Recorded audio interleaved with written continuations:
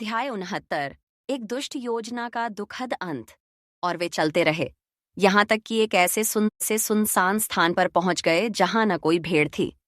तब हाबिल ने can say कहा, हे मेरे भाई, हम चलते चलते थक गए हैं, क्योंकि यहाँ न कोई पेड़ दिखाई देता है, न फल, न हरियाली, न भेड़ें, और न ही वे बातें जिनका तुमने मुझसे जिक्र किया था। वे भेड़ें कहाँ हैं जिनके बारे में तुमने कहा था कि मैं उन्हें आशीष दूं?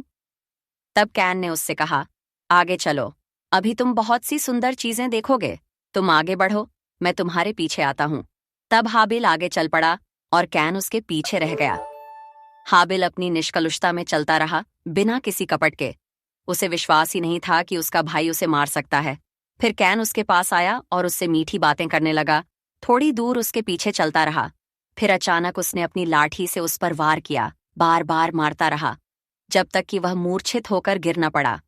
जब हाबिल जमीन पर गिर पड़ा और समझ गया कि उसका भाई उसे मारना चाहता है, तो उसने कहा, हे मेरे भाई, मुझ पर दया कर।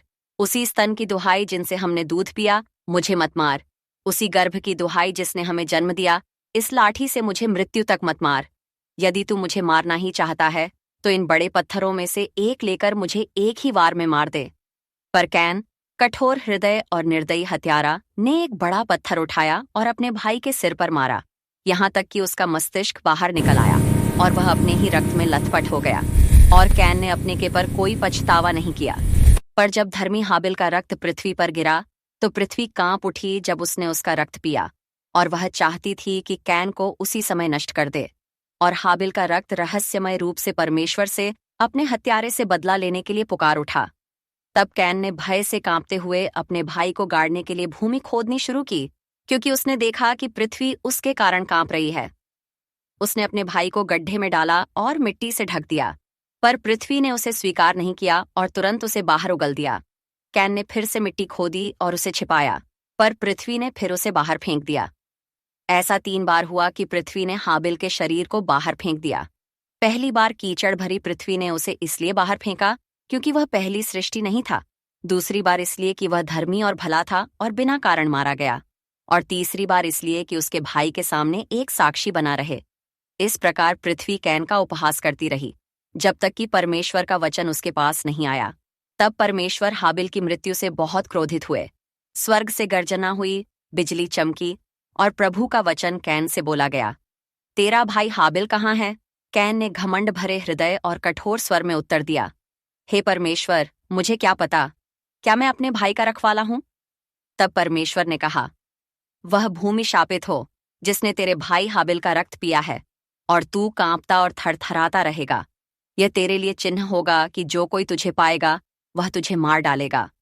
तब कैन रो पड़ा और बोला, हे परमेश्वर, जो कोई मुझे पाएगा वह मुझे मार डालेगा, और मैं पृथ्वी के चेहरे से मिट जाऊंगा।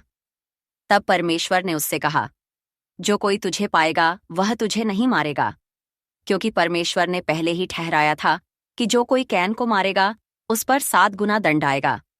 जब परमेश्वर ने कैन से कहा, तेरा भाई कहाँ है? यह दया के कारण कहा गया था, ताकि वह पश्चाताप करे। यदि उस समय कैन पश्चाताप करता और कहता, हे परमेश्वर, मेरे पाप और अपने भाई की हत्या को क्षमा कर, तो परमेश्वर उसे क्षमा कर देते। और जब परमेश्वर ने कहा, वह भूमि शापित हो जिसने तेरे भाई का रक्त पिया, यह भी कैन पर परमेश्वर की दया थी, क्योंकि परमेश्वर ने कैन को शाप नहीं दिया, बल्कि भूमि को शाप दिया, जबकि हत्या भूमि ने नहीं की थी, क्योंकि उचित तो यह था कि शाप हत्यारे पर पड़ता। पर दया में परमेश्वर ने ऐसा किया कि लोग कैन से घृणा न करें। और परमेश्वर ने उससे कहा, तेरा भाई कहाँ है? उसने उत्तर दिया, मैं नहीं जानता। तब सृष्टिकर्ता ने उससे कहा, तू कांपता और थरथराता रहेगा,